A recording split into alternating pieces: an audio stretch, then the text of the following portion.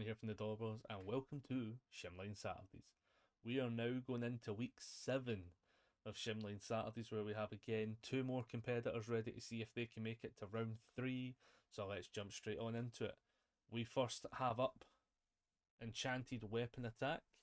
We have another one of the going across vertical shim lines. Started to notice, I think with a lot of the promos, I'm starting to notice that it's more across the way than up and down. With the last few that we've now seen. But this was another one of these top 8s for one of the local championships. And we see the absolute doozy of a shim line. But I'm going to be honest and say this is actually one of the more fainter shim lines. I think with this kind of card, I think it might just be the coloration as well. One of the cool things that UVS Games is doing is they do a lot of these top 8, top 4 finalist versions for their local championships, and most of them are just like a variation of a colour. I actually do like that a lot, to be fair. I'm pretty sold on that.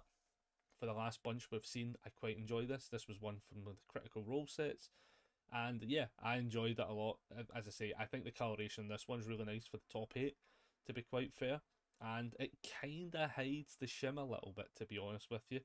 It definitely doesn't make it as potent a shim, but that being said, it's still very noticeable. Once you hit the light on it and stuff like that, like boom, like that one, it looks cool, but it's off a bit.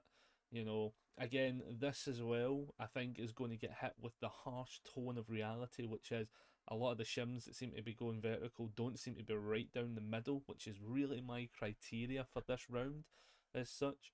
So the fact that it's all the way up at the top, it's not as far up as competitors from like last week, but it's still up there.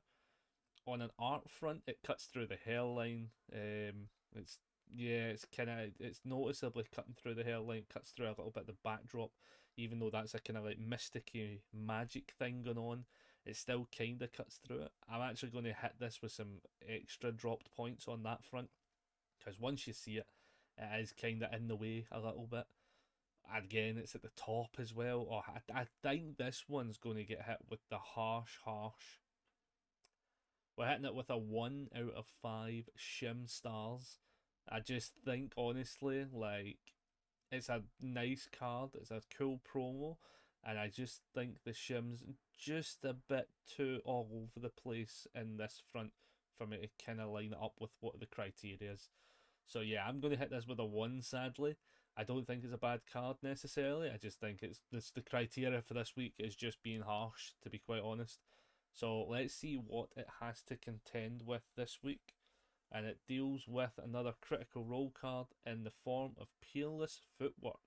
Now this has an absolute Hail Mary of a shim line on it. Look at this off to the left hand side. Again, the criteria, I want these shims down the middle. Obviously we can't change that or want that, but the idea here is just it's miles off to the left. Like, it really is. It's going to get hit with some docked points on that front as well. Does it interrupt the artwork? It's weirdly, I don't know, it's actually kind of weirdly like interrupting the fact that it only cuts through a little bit of her knee, kinda, you know, which is a bit rough, kinda like a guard from Skyrim level kind of scenario going on here. Taking one to the knee, goes through a bit of her bow staff.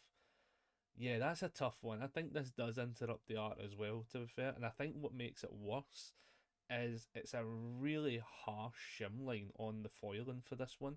Like, it's super noticeable. Like, you can definitely get a hiding spot there when we don't have the light on it, but the moment even the flickerest, the faintest light catches it, bam, full shim mode activated. Yeah, this one is a very tough one.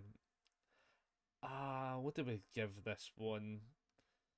Again, criteria, I want it down the middle, so it's off to the left. So it's definitely getting docked points. It can't be a 5, it can't be a 4. It really can't. I mean, at a 3, I'd be pushing it, but I think I've also got to dock it points the fact that it does kind of fusroda itself into her knee and kind of interrupt the art as well. I am going to give this a 1.5. I think I think it's how strong of a sort of shim as well, to be honest. I think it's tough to kind of defend this one. Yeah, 1.5. I think it's a wee bit better than the other one on my criteria level. But again, As we say, we put them both together. It is up to yourselves how you vote. As I said last week as well, we have a bajillion ways that you can vote now. We've got all the multiple posts that they go into the Facebook groups. There's the Discord for the Daubers. There's the YouTube short, the actual YouTube video, the now TikTok video short that goes live at the same time as the YouTube short. There are so many ways you can vote. Get them all in the comments below. Which card of these two do you want to see into round 3 of Shim-Line Saturdays? And I'll see you all next week for the last pairing of round 2.